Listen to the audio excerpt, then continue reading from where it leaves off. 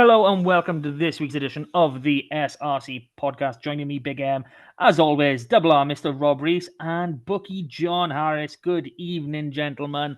How are we? All good, gents. All good. Yeah, all good, lad. How are we doing? All good, all good. Come on in, let's kick this right off. We're coming into a bit of a break. We do have a handful of games to I'll sleep when I discuss. said that then. Sorry, I do apologise. But yeah, all good. Sorry. There we go. That's better. John's on one already. This is going to be an awful week. I can already feel it. So, being as though John likes chirping up, let's talk about you, John. Pontypool, Aberavon. Proper tale of two halves, 19-7 down at half time. I know Rob especially mentioned it last week. You know, that the bench that they had, it worked. It really did. Made a difference. Was an away game, but did you get down there or did you watch it on the box? Yeah, I watched it on the old S4C click. I think it might have even been the YouTube channel, but yeah, I did manage to watch it on there. Great. Absolutely great result. I was well chuffed with that. But like you said, it was a proper game of two halves. Pontypool were in control of that whole first half. They played the conditions perfect. Their kick-in game was brilliant. Tactically, they were brilliant. God, their back three looked dangerous every time we kicked it to them. And they just looked sharp. I think the scrums were quite even, but I'd say Pontypool probably had a slight nudge on that first half. They used the wind, the conditions, but it just and Aberavon emptied the bench end more or less at half time. I think it was 5 of the boys come out from half time, and it's turned the game completely. Boys like Shea Smallman come on and made a huge impact. Keelan Cullen, of course, as well, coming on at 10. The boys in the front row as well, although I still think the boys, the youngsters in the first half did amazing. Boys, I didn't realise how young Dylan James still was. I thought he was 22. He's flipping 19 years old. So, as me and Rob was saying a couple weeks ago, like this is where these young props are going to learn, not some nice air-conditioned barn somewhere. Go up on a pool on a rainy Thursday night, and that's where you're gonna learn the most. So he's just going to keep getting better, but they just made such a difference, and still danger in that Pontypool bag. I mean, I thought McDonough was outstanding. Every time he got the ball, he looked like he was going to do something. And we kept, so I was a bit annoyed we kept kicking it to him so much. But Keelan Cullen just come on and took this game by the scruff of the neck, and Ashton Evans stepping up again as well. I can't believe it turned around so much. And the moment of the game, of course, was again, it was McDonough who made what looked like a very dangerous break and a little chip over, which could have gone anywhere. I mean, Keelan Cullen's picked it up outside his own 22 in the 5-metre channel and sent it all the way down to the Pontypool 5 metres.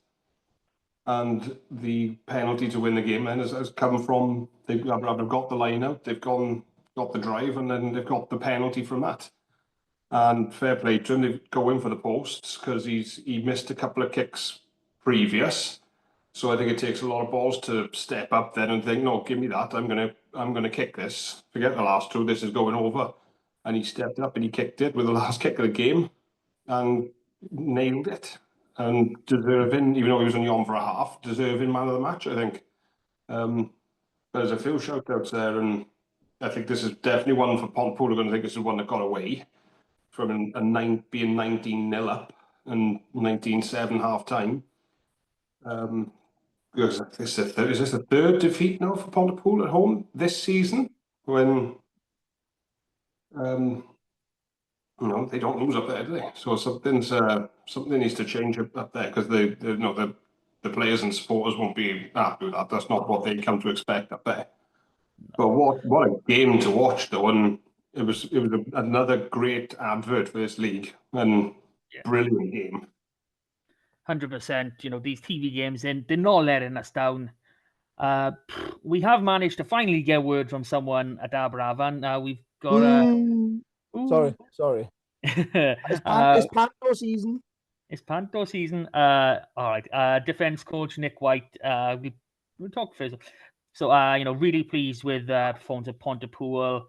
Did a good outfit, and they have made Pooler Park a bit of a fortress. Over the last season or so, we knew that having a strong bench was key going up there, obviously.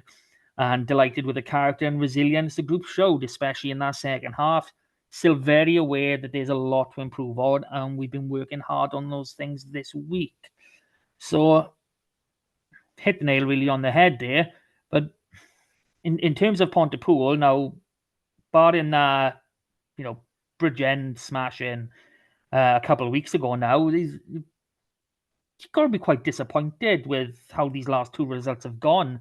Really blown away by Cardiff, and only really put 40 minutes of good solid rugby in against Aberavon, and on your own park after going all last season and beating at home. To come now and what they've lost to RGC at home, obviously Aberavon. Was it a third one? Did we say? I'm not sure.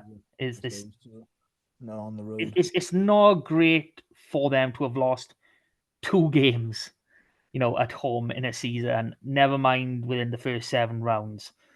So, Rob, what's going on with this Pontypool side? Because we were thinking of them as really pushing on into that top 4 category. I mean, is it just recruitment, or is there more to it? It probably is an element of recruitment to it, because I think sometimes they rely too heavily on individuals performing. Morgan Lloyd at 9 is one of those. I mean, they are light at 9 as well. That's one of the areas they haven't recruited in. Not that he had a bad game, but 10 is an area they haven't recruited in really either. I mean, obviously they got Harry Ford allocated, but he's in and out. And Kieran Meek went off the other week, and he was the only 10 in their squad. So there's a few areas that they're looking at. They're not playing with any sort of momentum or cohesion at the moment, but I still think it's that lack of a stamp on a game. I called it last week. It's that sort of the bench impact from Aberavon was going to hurt Pontypool. That's what they were targeting, and it very much does seem as if Pontypool just couldn't handle that. Yes, there's a lot of youngsters and a lot of sort of first timers in that sort of Pooler Park front row area, but to have that drop off of control of a game, it's amazing how you lose a platform and everyone around you, and this is what I say about the cohesions, everyone around you just starts doing their own thing or trying to individualize it. You move away from your defensive structure.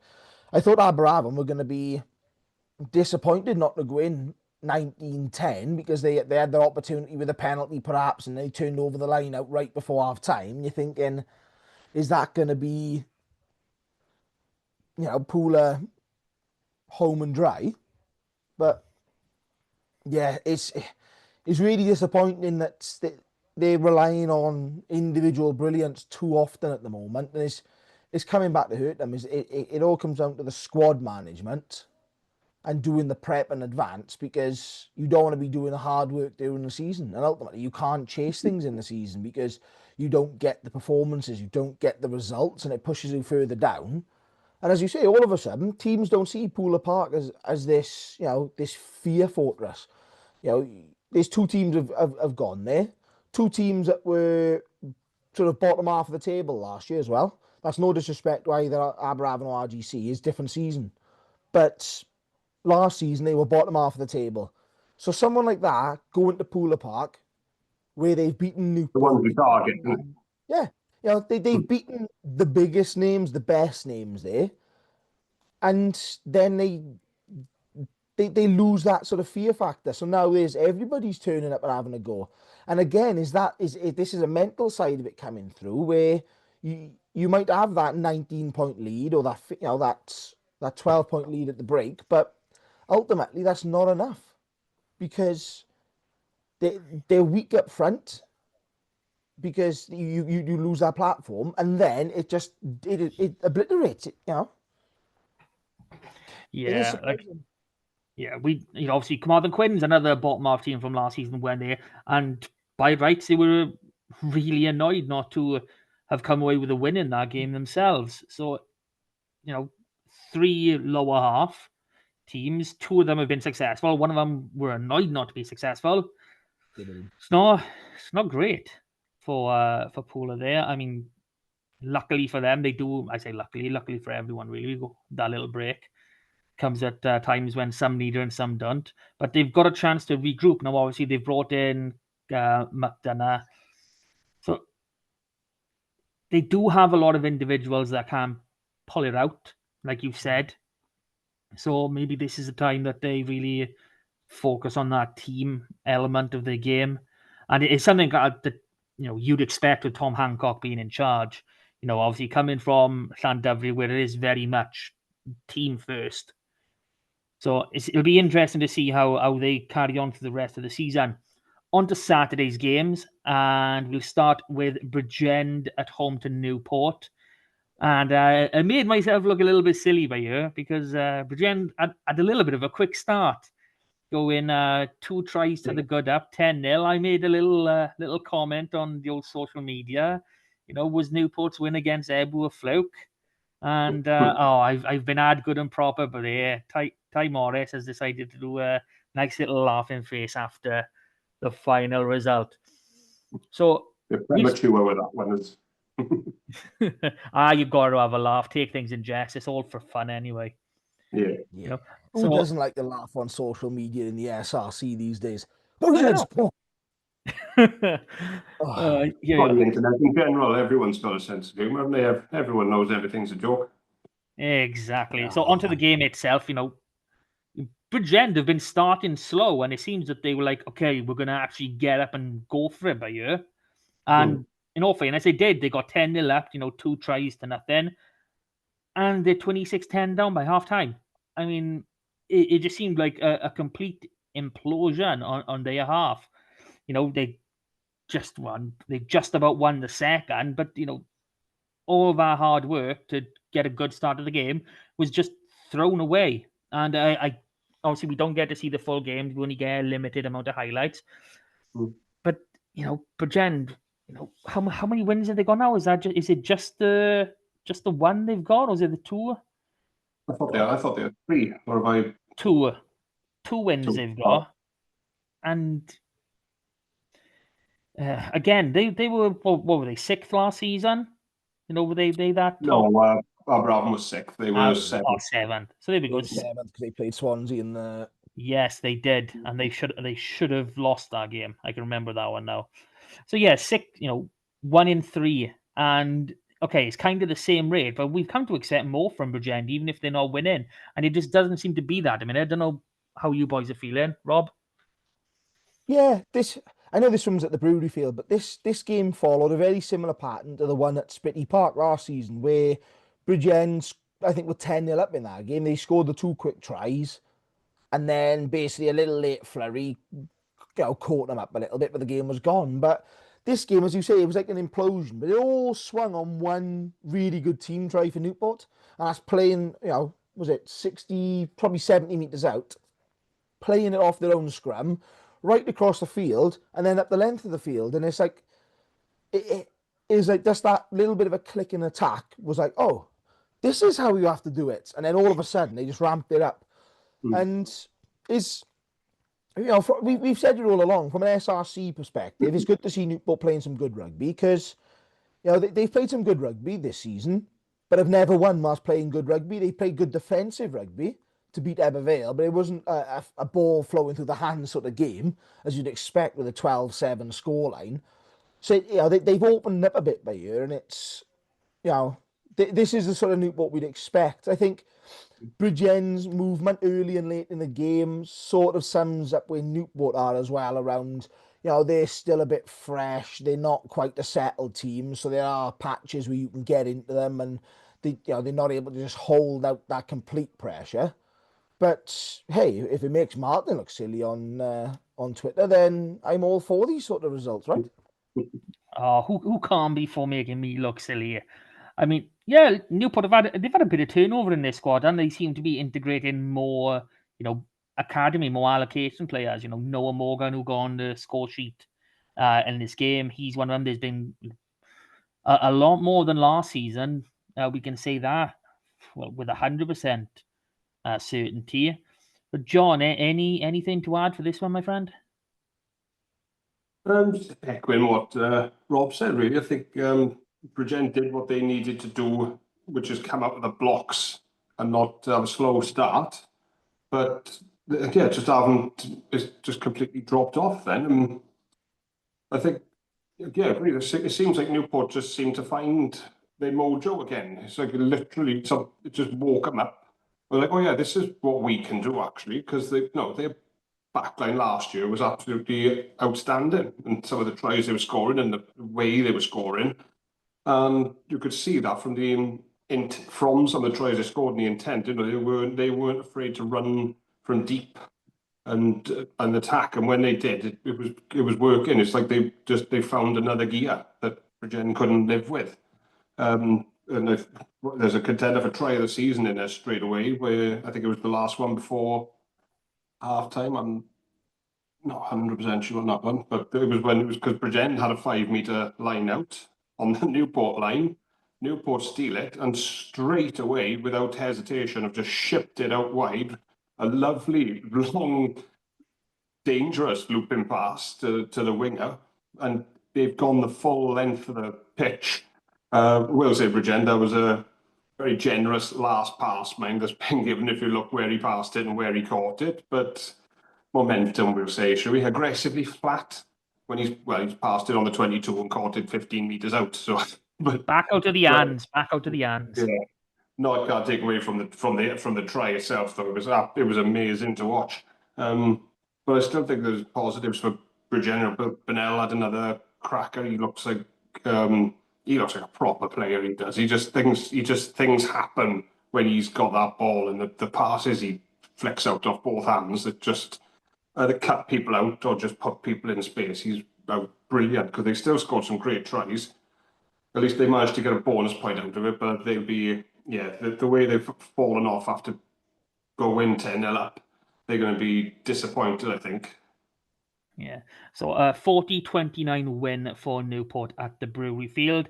On to our next game, and very similar into the Thursday night game, where this one was quite close and a bit of back and forth, which was nice to see in the first half at least. So Llandovery travelling to Cardiff, and this was the big one this week for all of us. And John, hats off. You went with Cardiff, and that secured your perfect week in the predictor scales. Rob, you're the only one not to have a And I'm perfect 5-0. still only a couple of percent behind you, Matt. Well, we're only 7 rounds in, my friend. Give it time. Just like Novocaine. So yeah, great. If you haven't seen the highlights, you've got to get in there and watch them. It was a really enjoyable watching. Cardiff take the lead. Llandovery come fighting back. I don't know how Adam Warren got that ball down, but he somehow did. Quick tap. Sorry, not quick tap. Short. What was it? 5-meter tap from Lee Reese. Here you go, my friend. Just go that way. Go that way. And he does a job. Fair play. Cardiff then, we're not happy with this. They'll come back, we'll try their own, drove it. It's just some really lovely stuff to watch. Finished 22-14 to Cardiff at the end of the first. Into the second, it was, Cardiff kind of edged away a bit. But, you can't hold that Drovers team down. They came fighting back. There was a couple of lovely tries in here. First one, I believe, was from Stefan Emmanuel. I could be wrong with you. Where Matty Young just makes this lovely, change of direction, off his left, off his right, beats 2 players, and he's just gone through it. So, he's been a revelation for the Rags since he's come back this season. And then a very similar-esque score from Kian Abraham. Really messy play. He picks up the ball. He just runs straight through it. He's got 2 men in front of him. He's got his support to his side. just changes his angle, takes the one out, and then he just beats that final man and goes over for a try. Well done, Kian. And then just as the game is closing out, getting those final stages, again, another wonderful try from the Drovers. T and Sparrow ending up over in our far corner, bringing it back to a single score. How's the game going to go? And Cardiff get over for that final try to win it. So, amazing game, amazing highlights. Definitely go watch them. Rob, you do post them on your socials. Obviously, we'll repost everything, even though he has access to the SRC social medias. He just, likes to plump himself up first, as you do. But I'll let you talk about the intricacies of the game, because I've had quite fun talking about some tries for there. Yeah, for me, this is the game of the week. Like, it's not only on paper with the quality of it, but it's the story, as you say, of, one team goes out, the other one claws it back. There's a bit of back and forth, both scoring some lovely tries. But there is that sort of element here of Cardiff just trying to hit their stride. A couple of 6-pointers coming into this one. All of a sudden, you're thinking, what Cardiff are we going to see? Because they always plump their squad up when a big opposition comes to town. Llandovery have done the same. About 1 million Scarlets in their starting 15. I think they started with 16 players on the pitch, and all of them were Scarlets, I'll be honest. But it's that sort of big game factor. But ultimately, I just feel at the moment that when Cardiff have got their squad as they have now, with their pack, the head boys, Alan Rees, Aled Ward is back in there and sort of playing around. Joe Cowell starting to come into the sort of the 23 as well. Is that just a bit more settled and dominant up front, which they weren't right at the start of the season, and that's that points gap. All of a sudden, it's bugger all between these two sides in the table. Was it 27 for Llandovery, 25 for Cardiff? Cardiff now within 6 points of the top of the table, which is Aberavon, which is the game in hand, which will now be played on the 24th of January. Plug. Plug. But yeah, I got to be honest, I'm really impressed with the way Cardiff are starting to finish at the moment. They are looking like Cardiff of old, where it doesn't really matter where they are on the pitch. You always feel they got a chance at scoring, and Cap is going back to that, like we already said at Pontypool, where you lose that fear factor. You're almost introducing it again. I mean, there's not very often a side will have a 60-point wallop in, and then within 3 games they're back.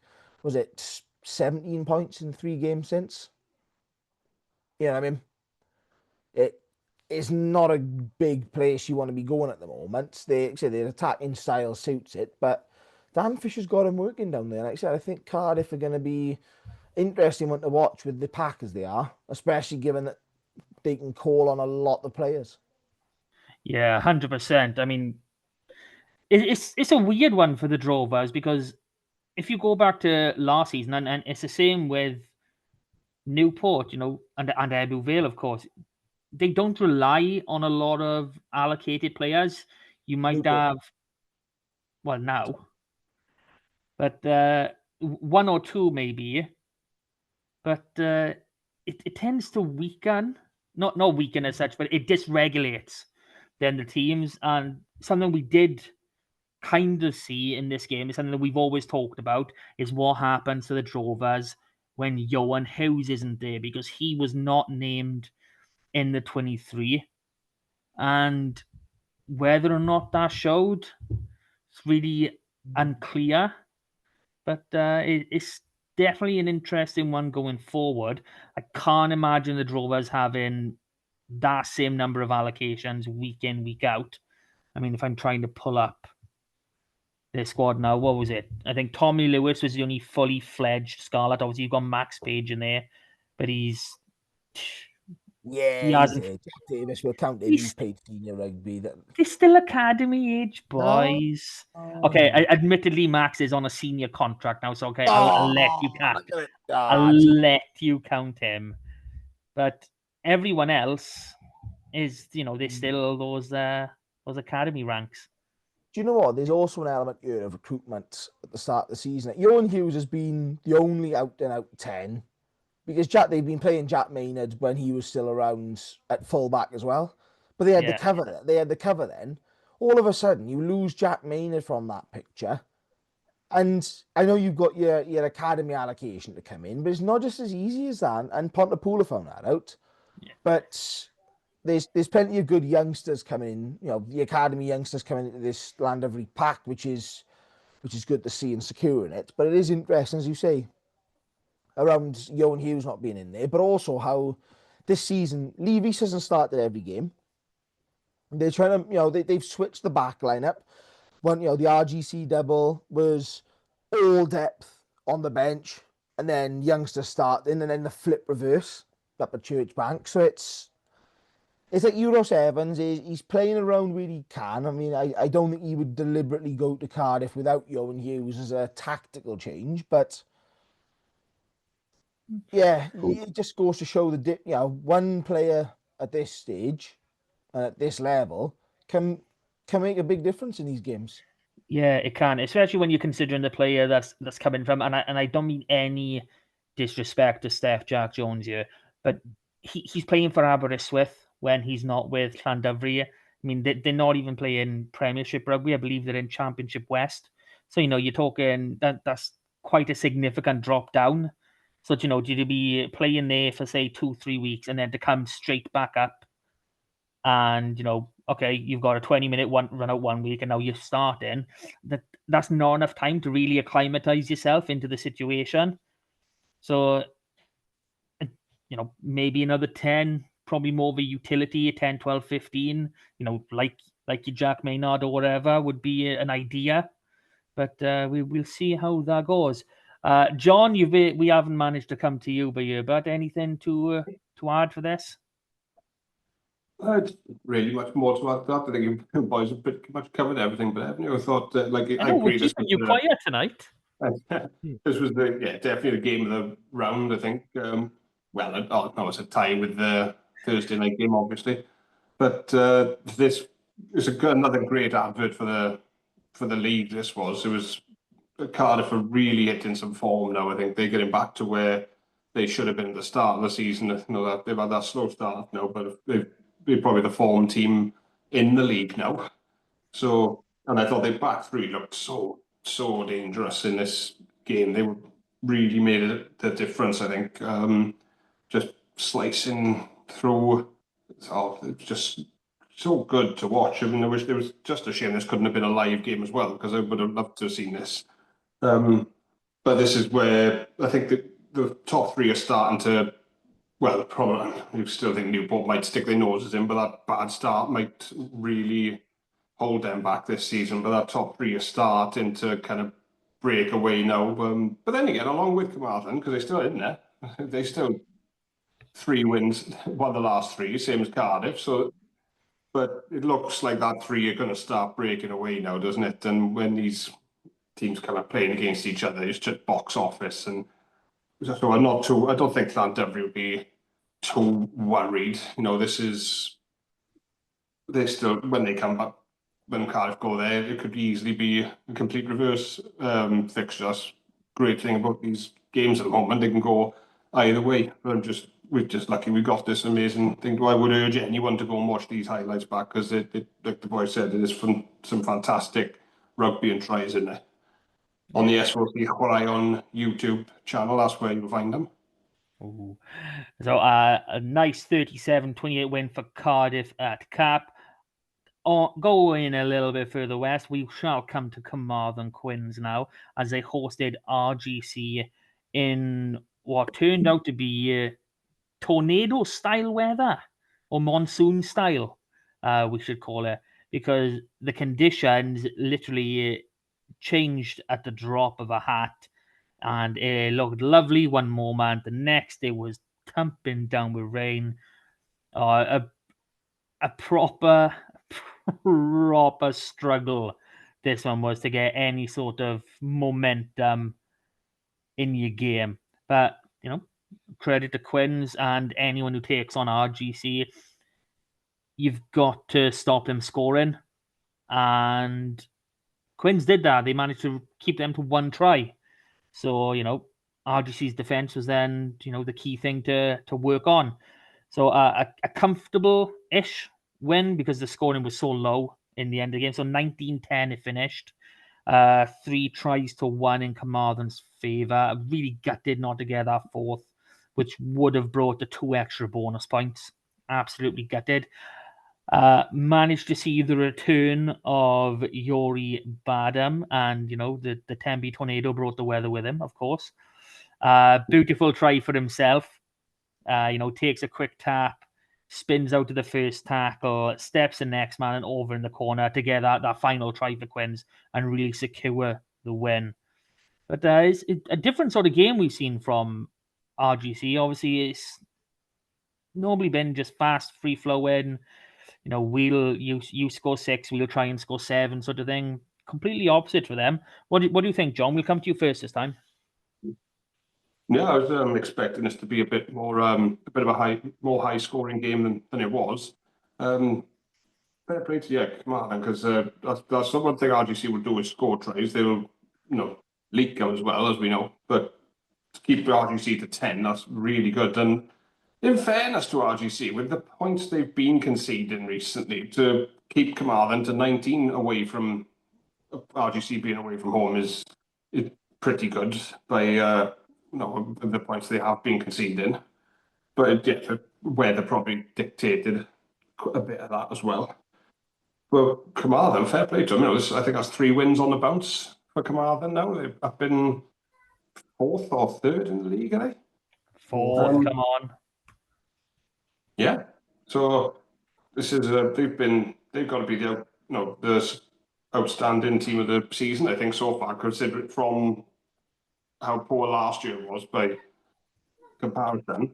But the defence is just excellent this season. I think it's only Aberavon who've conceded less points than Carmarthen this year. So clearly that's something they've worked on and it's working for them. So if they can start scoring a little bit more as well, because like you said, one more try now and you get an extra 2 points. And those bonus points, I think, are going to be so important at the end of the season, especially which looks like they're going to be threatening that top 5, 6. So great win for Carmarthen, but there's a lot RGC can take from this as well, I think. Yeah, I mean, those bonus points were really important even now. I mean, if they managed to get that 6-pointer, they would have been in line to obviously, once they beat Aberavon this weekend, they'd be top of the table until obviously Ebu play RGC themselves in a couple week time. But I'm silently happy. I'm not silent at all. I'm ecstatic. I'm loving it. Rob, did you have anything to say, or should we just jump straight to your favorite time of the week? No, I think this is a really controlled performance from Quins, I'll be honest. Not just in the way that they display, their usual prowess in the maul going forward, but they just seem to control the defensive speed, the ruck speed, because RGC had a lot of possession early on. It wasn't like Quinn just dominated, just couldn't quite rack up enough of a big lead. But as you say, I think Quins will be a bit disappointed that given the conditions, it's at the park, and that the fact they'd already had the 3, that they couldn't kick on and get that 1, because we've mentioned how important top 4 is and top 6. They're sitting in 4th at the moment. Now, if they hold top 4, that's a home semi-final, should they keep winning through. That's Quarterfinal. Quarterfinal, yeah. Fucking... It's one of those ones. You win all the way through, and you get your home quarterfinal, you can go from there. If you don't want to be traveling on the road, because you just want to save as much as you can, especially because this is a long playoffs season as well, right? There's 3 games for a team that will finish in the top 6. Therefore, you got to try and conserve your energy. But my worry here is that Quins are dropping these points, and it is a drop point effectively, because the others are all taking. You take this week, right? I mean, Landovery, didn't really. Well, they obviously lost points on Quins. Cardiff taking 5, Ebervale take 6. Newport finish up with a nice 5-pointer as well, so they start climbing up the table. And you lose ground on that forward that you would expect. Even though you've won, you've lost ground on all but Landovery, and they were always going to be dropping points in that game, because even if they both drew with 4 tries each, they're going to drop a point. Yeah. So that's the disappointment for me. But I think it's one of those ones, you just breed yourself confidence, you breed yourself form, you just keep on ticking over, you keep winning, and ultimately that's what you need to do, because 4 points is bigger than a lot of things. It takes you a lot longer to build a gap, because if teams are picking up a bonus point or picking up 2 bonus points, all of a sudden you're not gaining a huge deal on them. But yeah, it's good to see, as we said the other week about Quins and Swansea and whether they could kick on. Swansea obviously tailed away a little bit in the resulting weeks, but Quins, again, back-to-back wins since we said about it. So fair play to Steph and Lyndon and the team down in Carmarthen. They've got a decent team going. And they will keep that going. And whilst the other big boys are taking points off each other, Quins will just win all the way and finish top, because that's just what we do. Okay. And then what? Wait for Aberavon to bottle another final. Yeah, is that what you're going to say? Oh, you've just upset Aberavon. Oh, there we go. All right, then. So on to Aberavon, being as though they are the topic we are currently covering. They won 28-0 on the scoreboard. You know, beating Swansea at home. I mean, don't get me wrong, a couple of those tries probably shouldn't have counted. You know, our first maul, it stopped a couple of times. And then if that second one, if that's not truck and trailer, I don't know what is. Yeah, and Swansea, you know, I think the ref must have been, you know, grabbing some players' hands and stuff, because honestly, they had some wonderful play in this game. Lewis Edwards, that big fullback, John, makes a lovely break, and that offload that just shoots out of his hand. Jesus, he's like a juggernaut. Fair play, and obviously Ellis Lewis weren't able to take advantage of it, and then another similar chance. But Ebbw Vale 4 maul tries. Is a maul all you can do now? Because you started off playing some fun, exciting stuff. You just reverted to type here, but then we got Swansea playing the fun stuff. Hey, if the fun stuff gets you 0 points in a game, then I don't want to be a part of that. You know what I mean? No, I think this was a bit of a weird game. It started off extremely strong. As you say, four more tries. Yaya Morris with all 4 of them. The first man into double-figure tries this season. And it appears that the game is basically took the foot off the pedal, but is a bit like that Quins game we said about the weather changing. At half time, it absolutely hammered down. And all of a sudden, it's like the ball and the game just changed completely. It became a very sloppy second half from both sides. Ebbw spent the majority of the time camped between Swansea's 10-metre line and the 22. You know, there was a lot of knock-ons, a lot of turnovers by Swansea, but they couldn't get anything going in attack. And it got a bit raggedy towards the end, I'll be honest. And the ref blows up and we go, that's a bit thing. But the only big thing from Jason Strange's perspective that he'll be happy with is the note. You know, yes, you've gone out, you've got your bonus point ticked off in the first half. Yeah, you haven't scored or really added to your advantage in that second half, but you've taken the 6-pointer. But equally, as John said, is the best defence in the league at the moment, and you've just whitewashed the team. Now, that's a big positive to take, especially given the lackluster performance the week before against Newport, but also heading into the next game in a couple of weeks against RGC, who do like to score a lot of points at home. You know, there's a lot of positives you can take out of this, and ultimately, it's one of those old adages, right? Is if you're winning, you and win ugly, it doesn't matter. You've taken another 6 points. It puts them back on top of the table, because Landovery lasted about as quick as the Challenger Shield did up with Church Bank on top of the table. And, his business is normal. Oh, digs everywhere tonight. Yay! We're trying to upset everybody. Let's see how many clubs I can upset this week. Well, you can upset as many as you want, so long as you're doing it as a person, not as a representative of the podcast. Okay? I speak on We behalf have of to the podcast. No, No, Yeah, I speak as a committee decision. no, there's no horse next to your name. No, You no. get nothing. Yeah. He's joking, but all right. John, anything to add before we move into the few games we do get to see over the coming? Well, some people get to see over the next few weeks.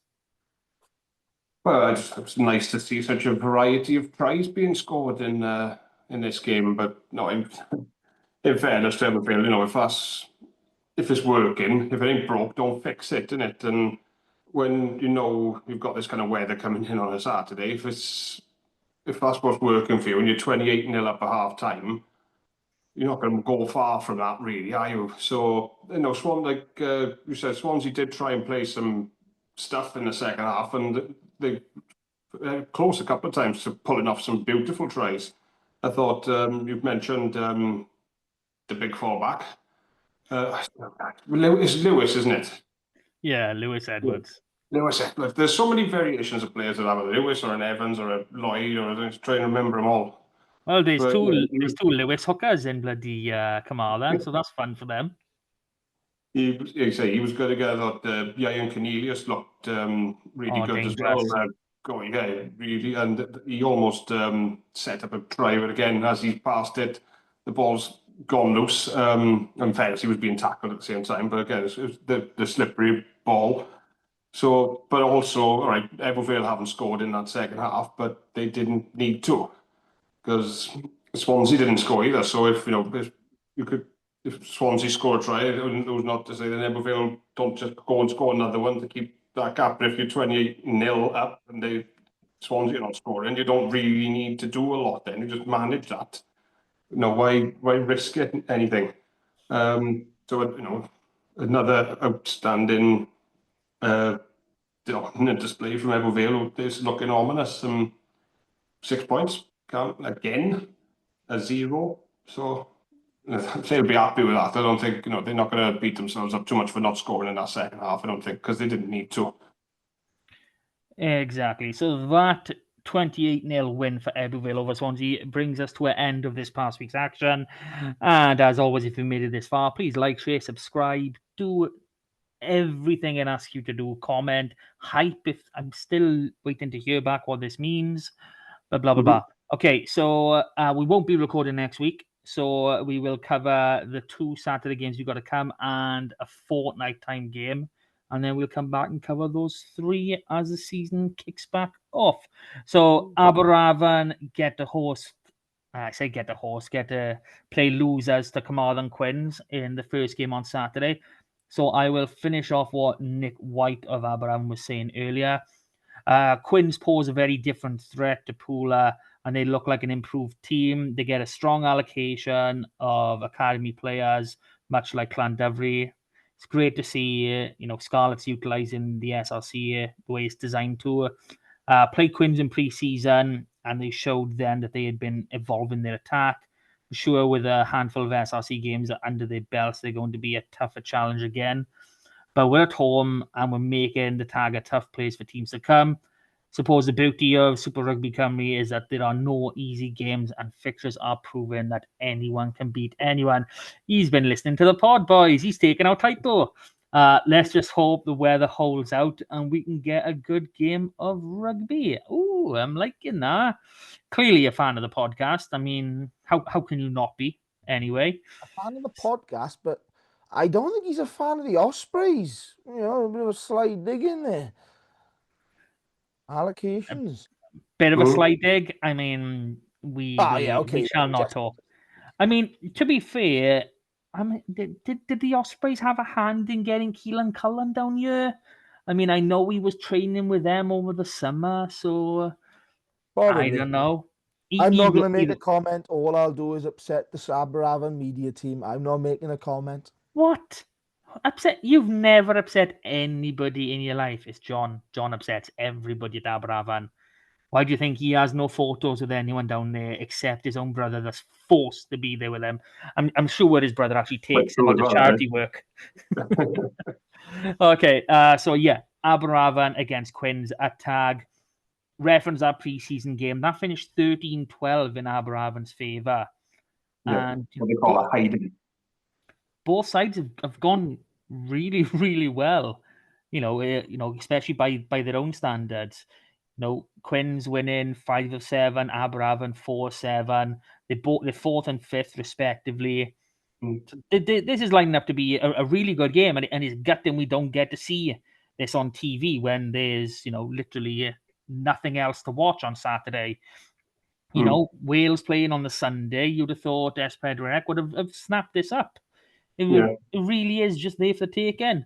I mean, obviously, I'm backing Quins. I mean, what is it? 3-game winning streak should really be on a bigger win streak than that, but for some reason, Pontypool somehow got over the line. We really should be on a 6-game win streak. Only that first game loss, but there we are. Life isn't as simple as that. Haven't heard a great deal from Steph this week, mostly because of my laziness, but we are expecting a very similar squad to last time out. How are you feeling about this one then, John? Looking forward to it. Feel a bit nervous about it as well, man, because this is a different Quins to what we would have played last season. But form is in our favour, I would say. Like just as in at the tag when we play Quins. Just looking out, last time Carmarthen won at the tag was December 2019. So we're going 6 years since Quins have won at the tag. Aberavon did do the double over them last year and won pre-season, but pre-seasons don't mean too much, does it? But but as I was saying earlier, Quins with Cardiff are probably the form side in the league at the moment.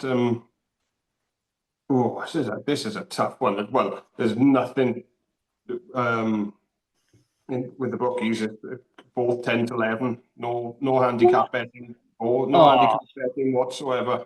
That's a cop out if I ever saw one. 10-11 outright. So, which surprises me actually, because I know Quins have been, but I still would have thought with that home advantage, it might have been even 1 or 2 points head start for Quins for this one. So I've got to go Aberavon on this one. We're going to take a lot of confidence from an away win at Pooler.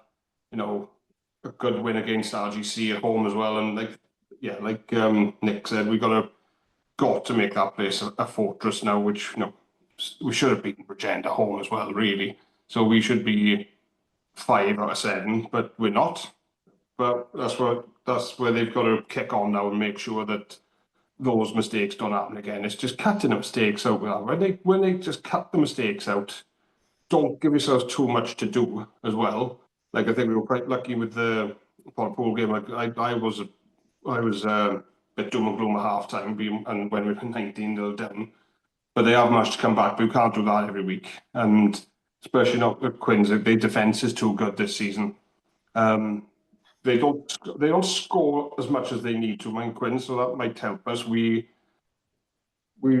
will score tries, but this is going to be so close, I think. But I'm going to go with Aberavon win, and I think it's going to be a decent day weather-wise on Saturday. So I think that's going to help us.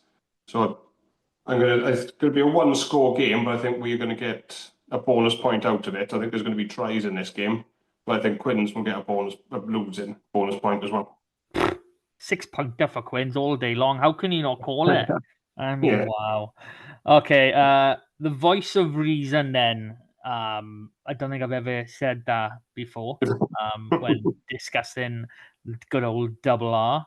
So I've gone Quins, John's gone Aberavon. We all knew this was happening. You're our tiebreaker. What's it going to be, my friend? Where's this going? Yeah, so I like John, and in an attempt to reconcile with the social media team at Aberavon. Ooh, no, no.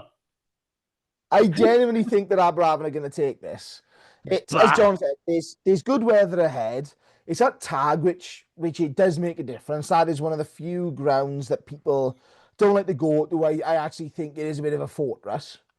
But I just feel that this sort of game, I think, as John said, Quins don't score a lot of points, and whilst the defence is, the second best in the league, it's Aberavon at the moment. I feel have a bit of momentum with playing. I feel that Quins are not grinding out a result, but they're easing out those results. They're slowly crowbarring their way over the line. Where Aberavon are just, they're running back and forth as many times as they can and just smashing their way over several times, and in the process concede a few points whilst they're at it. So I think there is going to be tries in this one, especially if the surface is going to be looking good with a bit of sunshine on Saturday. So yeah, I'm thinking Aberavon with this one, and hopefully we get a team sheet that's not a video. Sensible man. You've got to. I'll be honest. Those video team sheets, they're nice. They are nice, but we do need a still. We need a still Wonderfully produced. just to make it easier for us.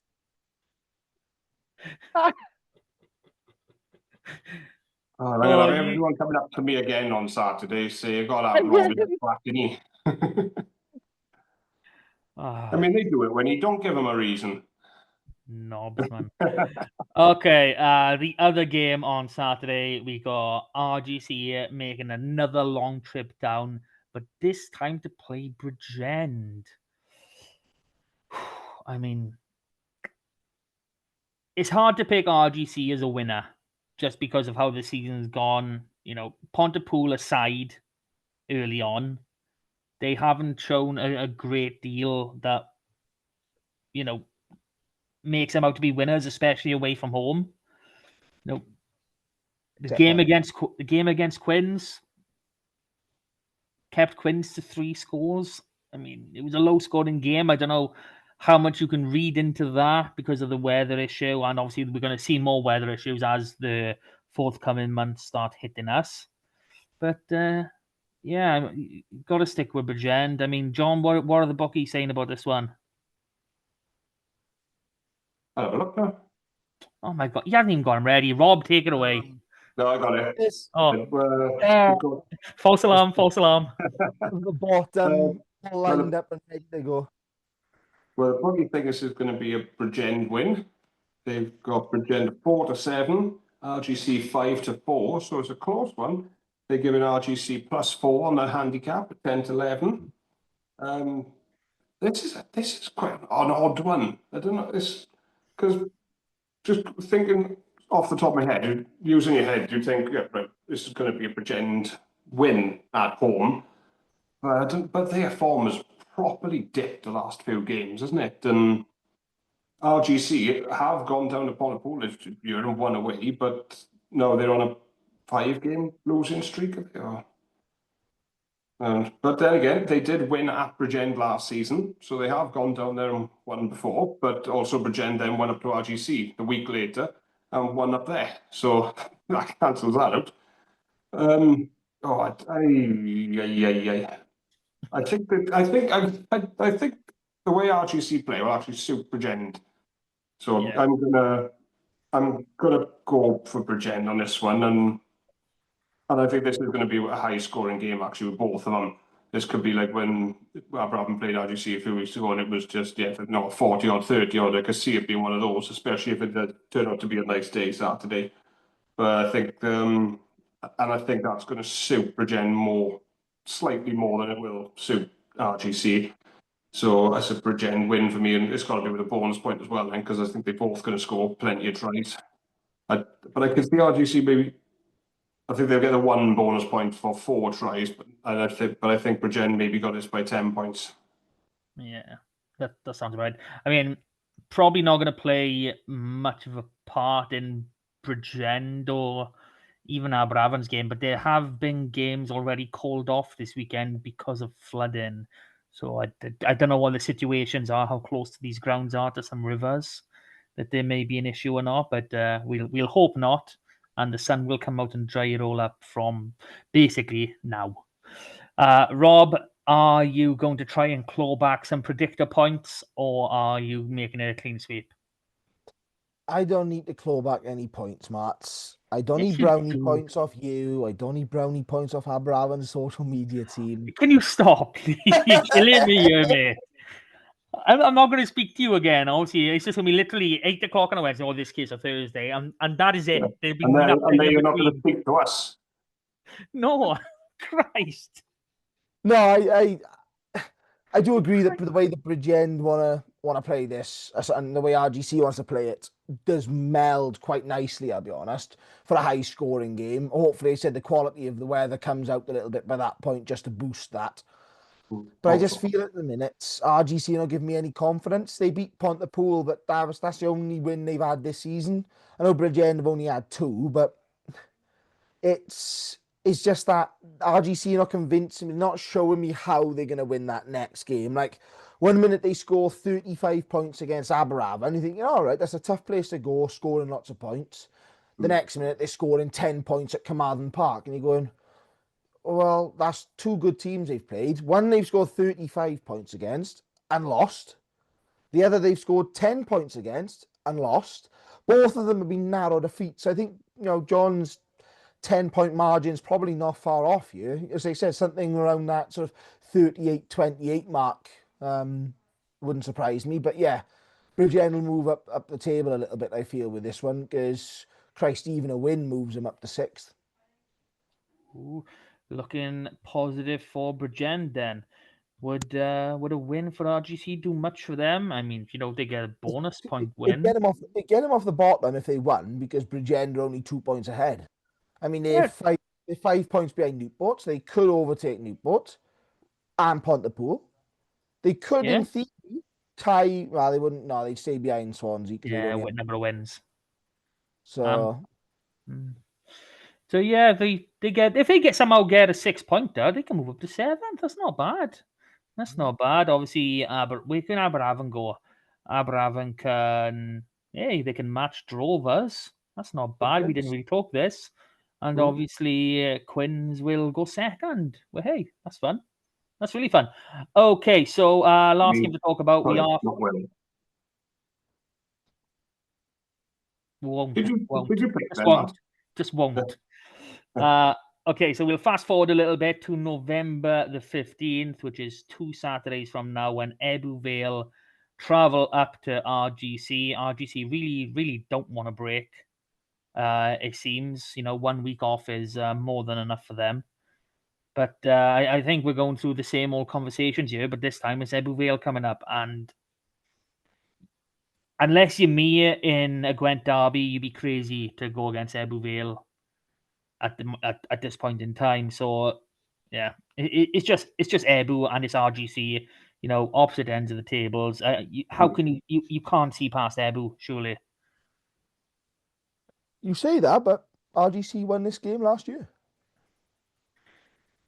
They did, but different circumstances. The money I'm making Dragon Bet with loads of people all of a sudden rushing to spend a plus 12 handicap, whatever it is.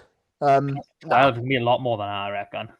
Yeah, should be. There isn't any betting for that game, actually, because they only do the weekend that's happening. See, look, getting into people's heads early. No, I think this is going to be, again, I think RGC will score a little bit, but I think, was it 41-40 or 40-39 last year? 39 rings a bell. And it was like literally a last-minute try, Sam Stoddard, and then the conversion, by Billy McBride off the touchline that won it. But I just get that feeling Ebbw Vale just have that little bit more depth this year, a little bit more control. They don't seem to be 1 minute dominating an opponent, and then the next minute they're a bit ragged or like desperate to try things. Like I said, I think conceding nothing against Swansea will put them in good stead. And let's be honest, they only conceded 12 points in the last 2 games. Whether or not you got 1 win and 1 loss, 12 points is bugger all. Especially when you look at, they play an improved Swansea team and a good Newport team at Newport. So there'll be a lot of confidence amongst the sides here that something can come out of this. And they'll be keen just to make sure that, a result of last year that just swayed how and where they can finish in a league doesn't quite happen the same again. And again, it's one of those ones that even though RGC are putting in a lot of points, a lot of tries at home, they got to do that now against the best defence in the league. And a team are going to be physical against them, are going to be steady. So, yeah, it's just Ebbw Vale for me. John, round us off, my friend. yes, hard to disagree with any of that. As I said, there's no betting for this one because Dragon Bet only tend to do the weekend that's happening. But yeah, no, this is from last season, I'd say this is an improved Aberavon, and an RGC that's gone backwards a little bit. So it's hard to look past Aberavon in it. That defense is so good. That maul is so dangerous. I could just see them completely squeezing the life out of them. Yeah, it's hard not to. Yes, it's Aberavon that you can't back against them at the moment. So, and got the way they're going, they're going everywhere and getting 6 pointers at the moment, apart from Newport. So they're tempted to go 6 points as well, but yeah, they've got to stop RGC from they got to stop them from scoring or like they like to do at home, especially on that pitch up there. But with their defence, they're more than capable of doing it and frustrating them. And I think RGC, if we can frustrate them for long enough, they do tend to run out of ideas, I think, and get frustrated. And I think that's what Aberavon could do. Aberavon could just choke the life and frustrate a team into not playing well. So yeah, I'm going 6 points for Aberavon on this one. and that is it. And we are now done for a fortnight. Like I said, there will be no pod. So I can't review an Aberavon win now next week. No, you will review an Aberavon loss in a fortnight's time. We'll do these 3 games in a fortnight's time, mate. So you'll want to put it off a week, or people have forgotten how bad you were humiliated. There can't be too much positive social media coming out of Aberavon next week, can there? Oh, for Christ's sake, mate! Oh my God, I'm gonna get okay. So, like I said, no pod next week, which it'll be roughly November 12th, 13th. Would you'd expect it to come out? So, no pod then. We'll be back the following week. Review these 3 games and the next round of Super Rugby Company. So if you made it this far, thank you for listening. You are the lifeblood of our podcast. Please don't leave, and please don't tell the clubs Rob's been saying shit again. Thank you all for listening. John, thanks for joining me. Rob, dickhead. Pleasure as always. Till next time, boys. Bye, everyone. Super.